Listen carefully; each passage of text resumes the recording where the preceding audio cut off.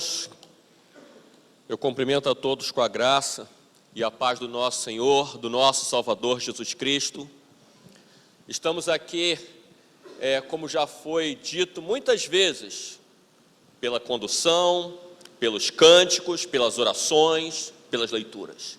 Nosso interesse aqui, a nossa intenção é a glória de Deus. O culto é oferecido ao Senhor. Glória somente a Deus. Os atos do culto apontam para Jesus, porque a nossa salvação é através de Jesus. Ele é o mediador. Ele é o mediador do nosso culto. É através do sangue de Jesus que nós temos acesso. A graça, o favor imerecido. Nós não merecíamos cultuar ao Senhor, nós não merecíamos escutar a voz de Deus essa noite, mas a graça nos atingiu. Então, em todos os momentos, nós vemos os solas, nos acompanhando. Abra sua Bíblia no livro de Romanos, no capítulo 1. A nossa meditação dessa noite, ela vai se basear em apenas 2 versículos. Romanos capítulo 1, versículos 16 e 17.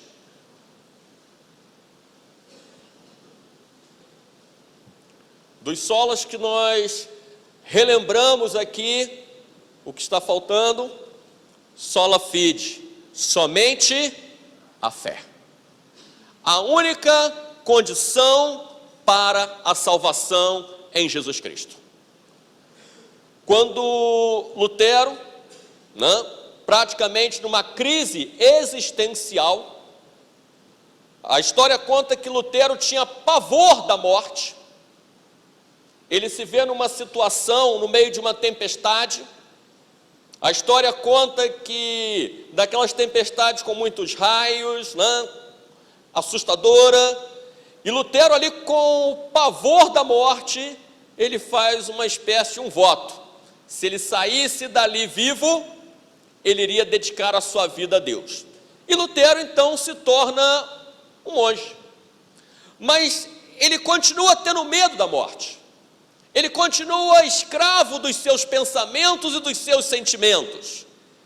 Até que num dia, Lutero se depara com esse texto. E a sua vida ali é radicalmente transformada.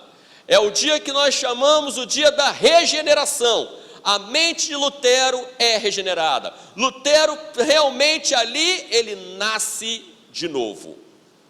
Vamos ler o texto. Pois não me envergonho do Evangelho, porque é o poder de Deus para a salvação de todo aquele que crê, primeiro do judeu e também do grego, visto que a justiça de Deus se revela no Evangelho, de fé em fé, como está escrito, o justo viverá por fé. Meus irmãos, mas não é somente Lutero que é impactado no livro de Romanos. Claro, todos nós somos, mas a história mostra homens como Agostinho. Agostinho, a história conta que ele tinha uma vida devassa. Até o dia que Agostinho tem contato com o livro de Romanos, e o que nos conta a história é que naquele mesmo instante, quando ele vai ler Romanos, se eu não me engano, 13, ele se converte. Muda completamente. De muitos homens que nós citamos, talvez uma das maiores transformações foi de Agostinho. Como nós falamos, Agostinho no século IV, Lutero já lá no século XVI. Tem mais um, João Wesley. João Wesley, ele tem a sua mente mudada quando ele se depara com o livro de Romanos e começa um avivamento na Inglaterra, e a Inglaterra agora se torna um celeiro enviando missionários para tudo que é lugar. O livro de Romanos, ele é muito especial. Ele não é o melhor livro da Bíblia, porque toda a Bíblia é a palavra de Deus. Quando nós pregamos a Bíblia, estudamos com fidelidade, é Deus falando. Por isso que toda a Bíblia deve ser tomada com reverência.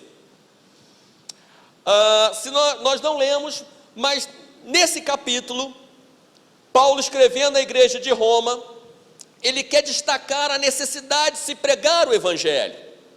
Lá no versículo 14, ele se coloca numa posição de devedor. Ele tem que pregar o Evangelho porque ele é devedor. Devedor da graça, por ter sido alcançado. E não é diferente conosco. Nós podemos ter esse sentimento e devemos ter esse sentimento semelhante ao do apóstolo. Nos considerarmos devedores a pregar o Evangelho. E no versículo 15, Paulo diz que está pronto. É isso que se espera dos seguidores de Jesus, é isso que se espera dos eleitos, uma prontidão para pregar o Evangelho. E por fim, no versículo 16, nós não vamos conversar, ele fala que não tem vergonha. É importante que Deus havia confiado o Evangelho a Paulo, um tesouro, e esse tesouro ele deveria entregar em Roma e ao mundo inteiro. Parece a grande comissão, aonde que eu e cada um de vocês fomos comissionados a pregar o Evangelho. Nós recebemos um tesouro, nós recebemos verdadeiramente algo de valor, e nós não podemos, de forma alguma, reter esse tesouro. Pelo contrário, pregar o Evangelho era talvez a maior paixão da vida de Paulo, a razão da sua vida. O presbítero Juliano, ao começar o culto, ele nos lembra de um escrito do apóstolo Paulo, onde ele diz que é bom estar aqui, o viver para Cristo e o morrer é lucro. Nós falamos sobre isso na última quinta-feira. Enquanto você está em vida, se você dedica a sua vida a Cristo, isso é bom. Mas por que ele diz que morrer é lucro? Porque na hora que você fecha os seus olhos aqui, dá o último suspiro, a sua alma imediatamente está na presença de Jesus. E quem não quer estar na presença de Jesus? Reverendo Eduardo, ele sempre nos lembrava, o reverendo Eduardo foi o pastor anterior ao pastor Valci, mas ele sempre nos lembrava para a gente tomar cuidado com essa visão que gostam de passar do céu, que esse mundo, essa sociedade, através da sua mídia, gosta de passar do céu, o céu é uma coisa chata, ele até brincava, aquele anjo usando um fraldão, todo mundo bocejando. Isso é demoníaco, porque o céu não é nada disso. O apóstolo Paulo, ele diz que é incomparavelmente melhor estar com o Senhor. Então, você vivendo aqui agora é algo bom, porque você vive em Cristo. Mas no dia que você for chamado, aprover a Deus te chamar, como Ele fez hoje com a nossa irmã Zaninha, você vai experimentar o melhor. Eu não tenho dúvida, nós vamos sentir saudade da irmã Zaninha. Alguns dentre nós aqui, certamente, vamos lembrar dos acampamentos de mocidade. Aqueles que são aqui mais velhos vão lembrar disso, com muito carinho, como ela se dedicava. Mas agora a nossa irmã recebeu o prêmio. E não tenham dúvida, o nosso sentimento de pesar é porque ela faz falta. Ela vai fazer falta. Mas ao mesmo tempo nós temos um sentimento de alegria, porque nesse exato instante, a alma da nossa irmã está na presença do Senhor.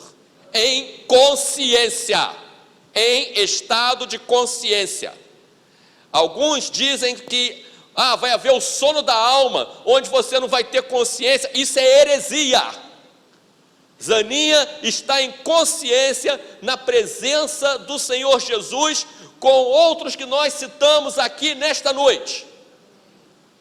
Se nós queremos citar dos que aqui se for no nosso meio, ela lá está com o pastor Oséias, ela lá está com o presbítero Samuel de Moraes, ela está com João Calvino, está com Martinho Lutero, está com Moisés, está com Davi, Todos estão em consciência na presença do Senhor.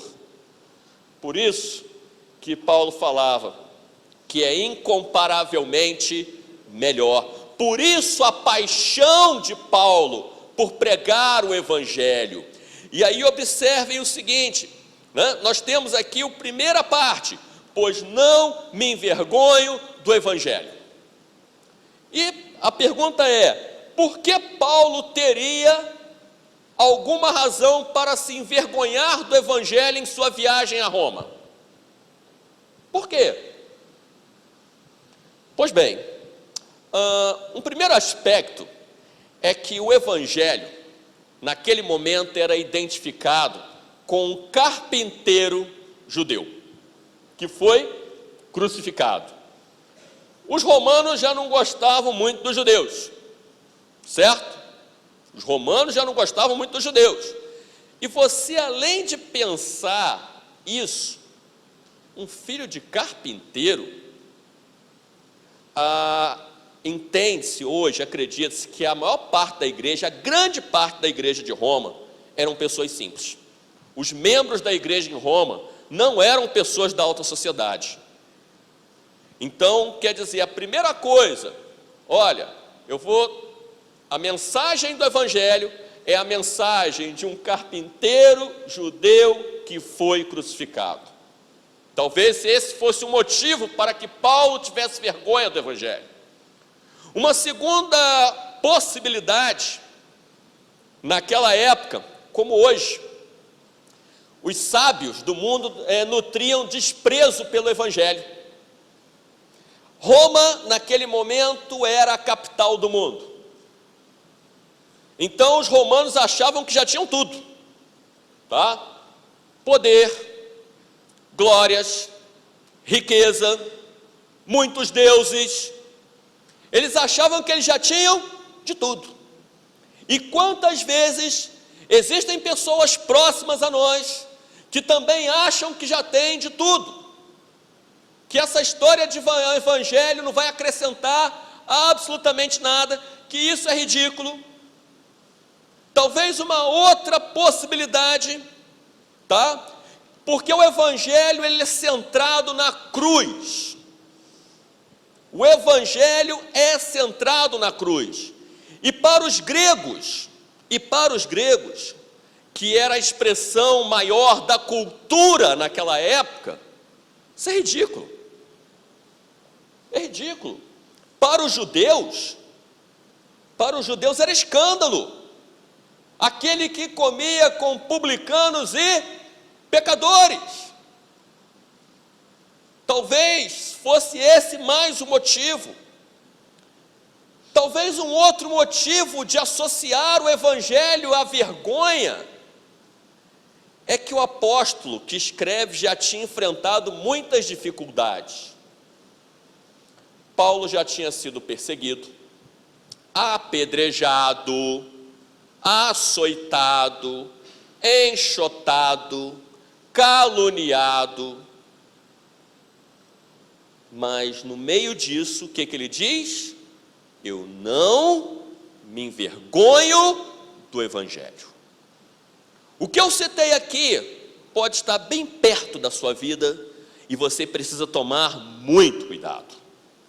Pode ser que você conviva com pessoas que se enquadrem exatamente no que eu coloquei aqui. Pessoas que acham que já possuem tudo. Então você tem que tomar cuidado para não absorver isso. Pessoas que acham que o Evangelho é algo sem razão, que assim não tem nada a ver com a ciência, né? Que é coisa de gentinha, é coisa de quem tem intelecto pequeno, que é coisa de pobre, do miserável, porque ele não tem acesso às outras coisas, então ele tem que se pegar ao Evangelho. Nós precisamos ter muito cuidado. Nós precisamos ter a firmeza do apóstolo, pois não me envergonho do Evangelho. E aí, irmãos, vamos seguir um pouco no versículo, porque o versículo nos diz o seguinte, a continuação: porque é o poder de Deus para a salvação de todo aquele que crê, primeiro do judeu e também do grego. Se você olhar, você vai entender que, humanamente, Paulo poderia ter alguma razão para se envergonhar do Evangelho, humanamente falando. Mas ele descreve na palavra, na carta à igreja de Roma, porque ele não tem vergonha. Por quê? O texto nos diz que ele é o poder de Deus. O Evangelho, a primeira coisa, ele é da parte de Deus. Ele é a palavra de Deus. O Evangelho tem a sua autoria no Criador do universo, no sustentador da vida. Então o Evangelho já mereceria total crédito pela sua origem. Mas além disso, ele mostra que o Evangelho é poder irresistível, poder que quebra o coração mais duro. Você nesta noite, quando nós falamos do Evangelho, você pode estar pensando num amigo, você pode estar pensando num parente, você pode estar pensando em alguém querido, e está muito difícil o Evangelho entrar naquele coração, mas nesta noite, a palavra de Deus nos lembra que o Evangelho é um poder irresistível. A palavra do Senhor nos diz: agindo eu, quem impedirá? Não adianta, pode ser o coração mais duro, quando Deus toca aquele coração, quando Deus chama de maneira eficaz, a chamada vocação eficaz, acompanhada da regeneração da mente, ninguém resiste. Quantos são os testemunhos de pessoas que nós poderíamos dizer que humanamente nunca se aproximariam, porque a nossa natureza é uma natureza má. Nós lemos aqui nesta noite, o texto que foi lido, um dos textos, nos lembra que não há quem busque a Deus, nos diz que todos se extraviaram, todos, sem exceção. E a tradução do português usa um termo muito forte: se tornaram inúteis espiritualmente, todos. A nossa natureza é dura, mas quando o poder de Deus vem sobre a nossa vida, não há quem não renda glória a Ele. Meus irmãos, também uma outra razão porque Paulo não deve se envergonhar e não se envergonhava do Evangelho, porque é o poder de Deus para fazer o quê? Para a salvação. O conteúdo do Evangelho é o perdão de Deus, por isso que o Evangelho é chamado de boa nova, ou boas novas. Irmãos, é o único poder, é a única forma de se salvar o pecador. Você não pode ter vergonha da única coisa que pode trazer salvação àquele seu familiar não crente. E quando a gente fala em salvação, nós temos que ter uma seriedade muito grande, porque nós estamos falando da eternidade. Nós estamos falando da eternidade, que é tão certa como o momento que nós estamos aqui agora, aonde que o julgamento final, o juízo final vai acontecer, e aqueles que não forem salvos, aqueles que não entregaram suas vidas a Jesus, que não colocaram a sua fé em Jesus, passarão uma eternidade longe de Deus, totalmente afastados da presença de Deus, enquanto que aqueles que colocaram a sua fé em Jesus Cristo, eles passarão uma eternidade de bem-aventurança, uma eternidade de felicidade na presença do nosso Senhor. A salvação, poder de Deus para a salvação, o único poder capaz de gerar salvação é o Evangelho. A Bíblia nos mostra claramente que a conversão, quando se tem contato com o Evangelho, porque a salvação vem pela fé, não é isso? E a fé vem por onde? Ouvir a palavra, as boas novas. Mas existe ainda uma terceira razão que nós podemos ver no texto, porque Paulo não se envergonha para a salvação de todo aquele que crê. Muita gente vive a vida de qualquer forma, mas salvação é para quem crê. A condição para a salvação é a fé. A condição para a salvação é a fé, não é a condição para a eleição, não. Se vocês quiserem conhecer um pouquinho mais da condição da eleição e da fé, venham durante a semana. Mas a condição para a salvação é a fé. Irmãos, não é dinheiro. Qual era a questão da reforma? O que estava acontecendo? O que nós ensinamos aqui? Por que Martim Lutero, ele vai colocar as 95 teses, né, na porta lá de Wittenberg? Por quê? Estavam vendendo a salvação. Estavam vendendo as indulgências. Você faz o que você quiser fazer. Se você tiver dinheiro no bolso, está tudo resolvido.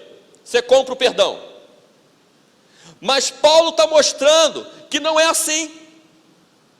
Não é assim.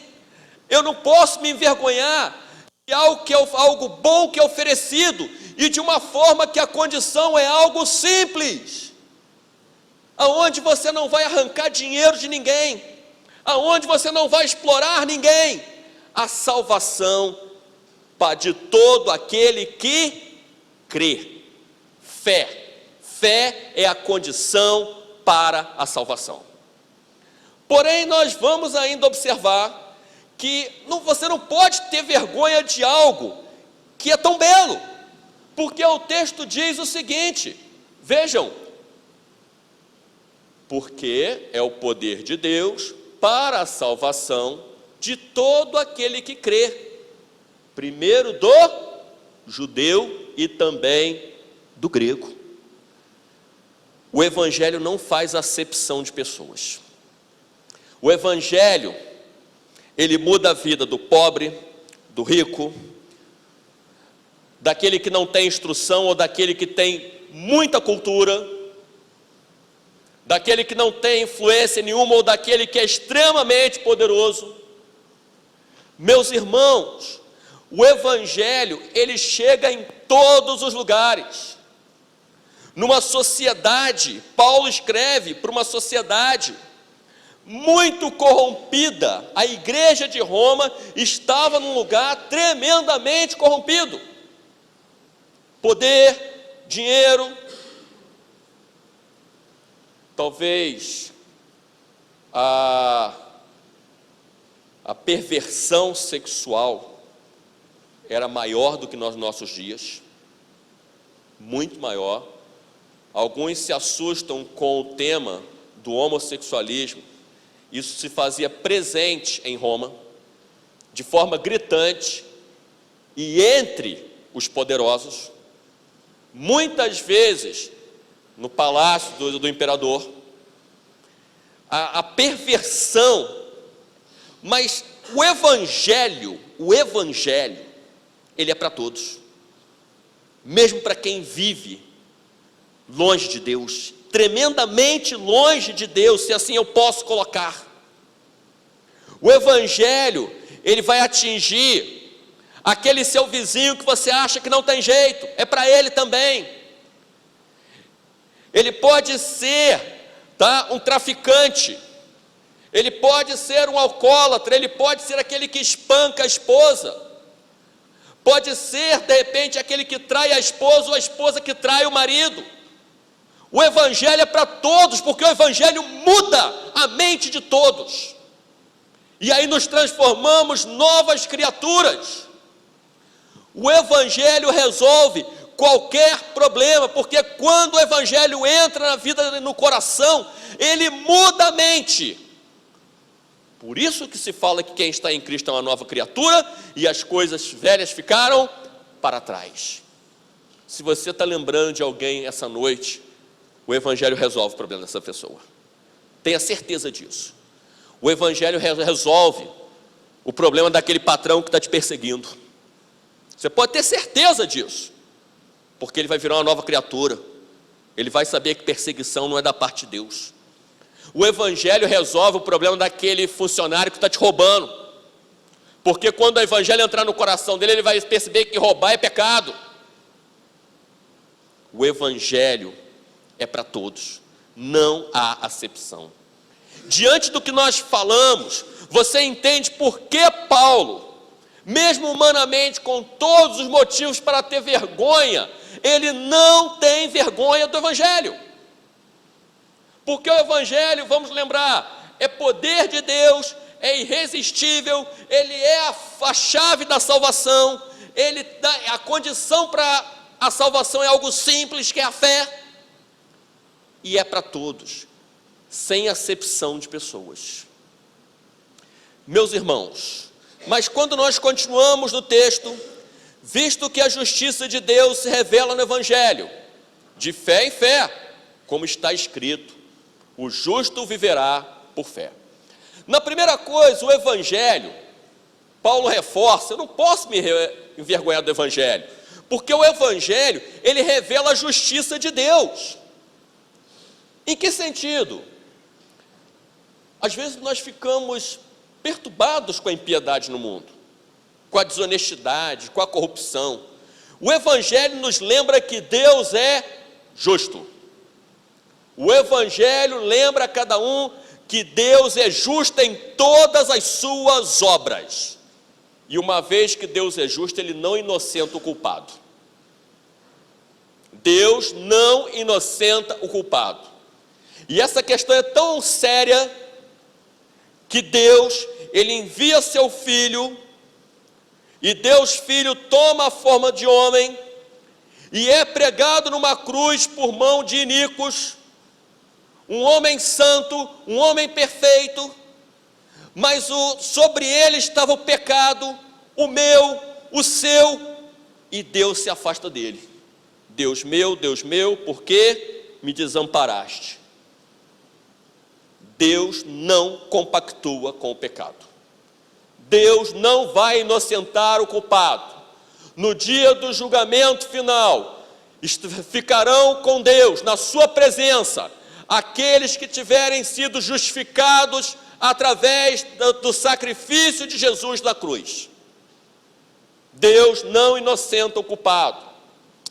O Evangelho, ele mostra a nossa culpa. Ele mostra que nós somos pecadores. Mas o Evangelho revela que a justiça de Deus é imputada a nós. O que nós não podíamos fazer, Deus fez por nós em Cristo Jesus. Não tem jeito. Você não vai resolver o problema sozinho. A salvação é pela graça. E isso é dom de Deus. A salvação é pela graça. Nós não podíamos fazer absolutamente nada. Mas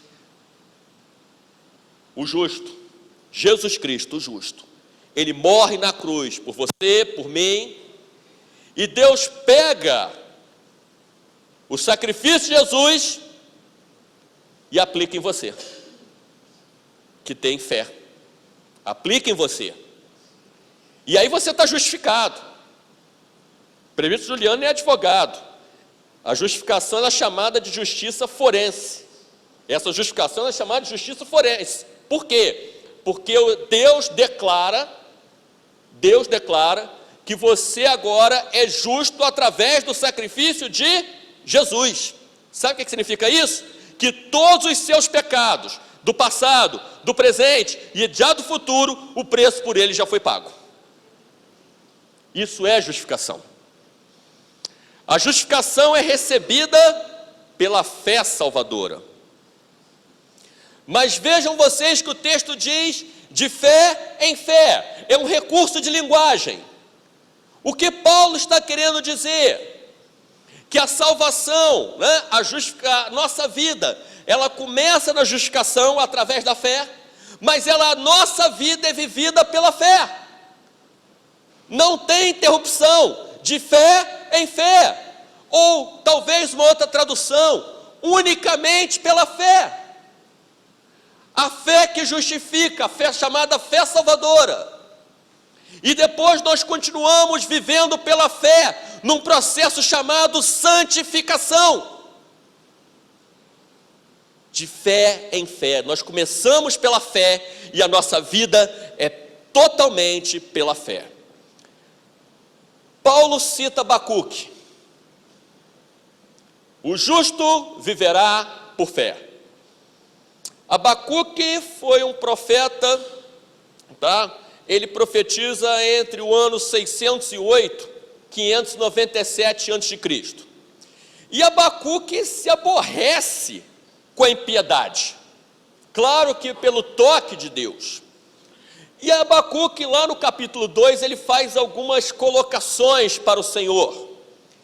Por que toleras a injustiça? Os maus levam vantagem sobre os bons. Abacuque vivia numa sociedade corrompida. Judá estava corrompido.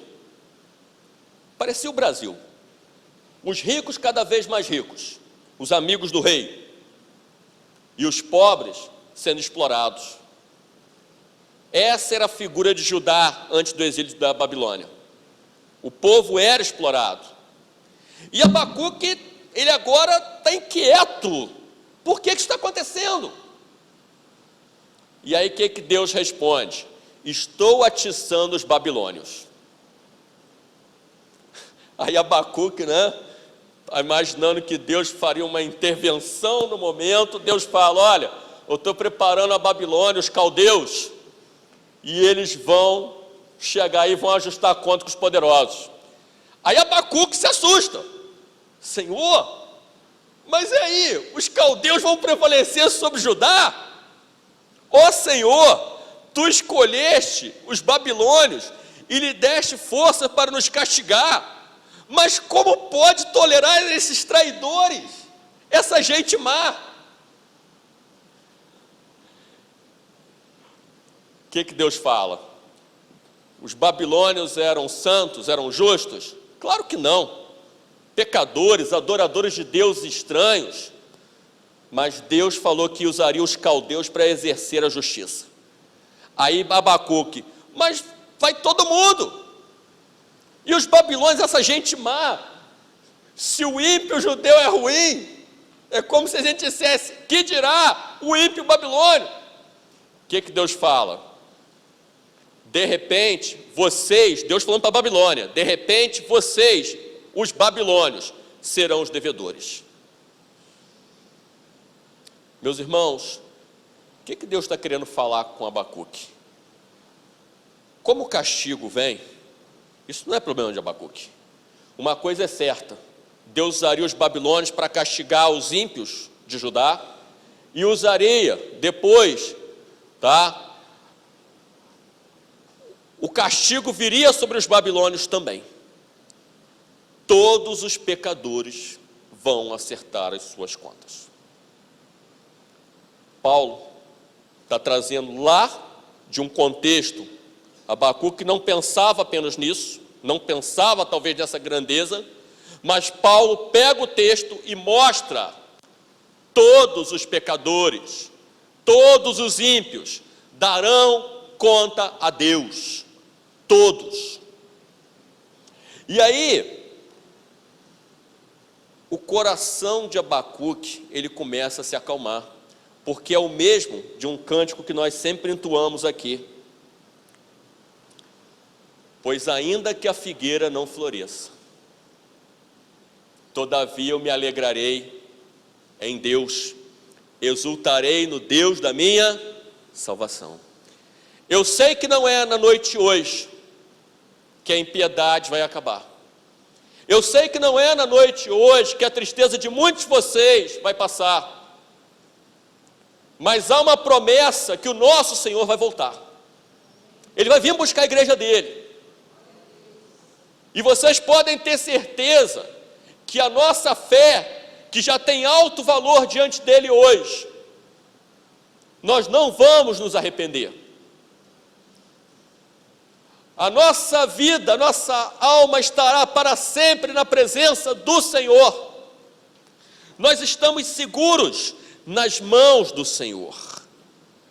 Meus irmãos, o justo viverá por fé. Não se apegue ao presente momento. Mesmo que humanamente você tenha algumas razões para ter vergonha do Evangelho aos olhos dos homens, nós não olhamos com os olhos dos homens, nós olhamos com os olhos da fé.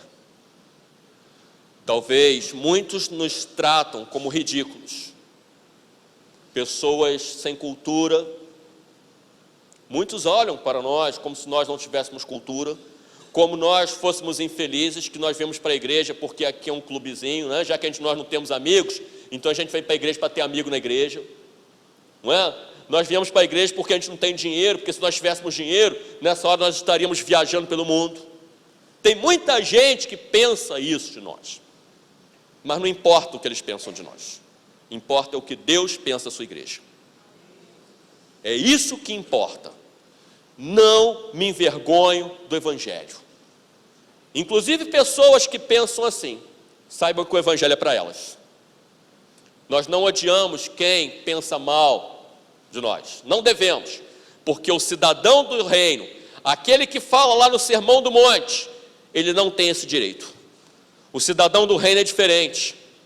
Deixem pensar o que quiserem. Nós não precisamos da aprovação do mundo, nós precisamos da aprovação do nosso Senhor.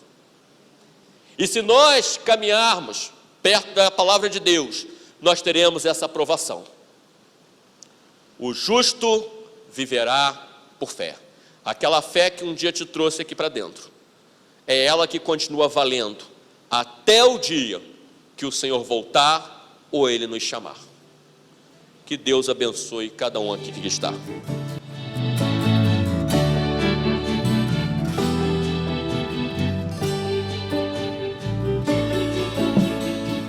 Ministério de Música.